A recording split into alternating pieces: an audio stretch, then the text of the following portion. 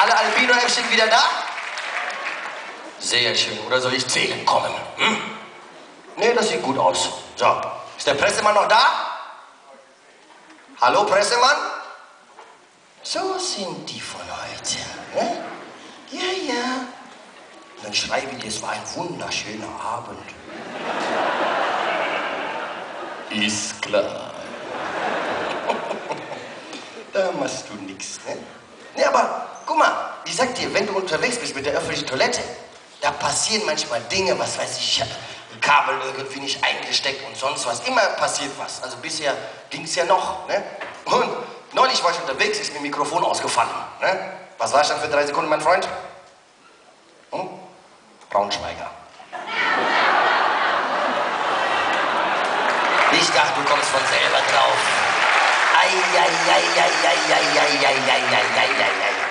Naja, steckst du nicht drin. Ist wie Zölibat, ne? Machst du nichts, mein Freund, ne? Ne, guck mal, auf jeden Fall, wenn ich... Da hatte ich Spaß. Die guckt schon aus der Kochwäsche. Da weißt du nicht.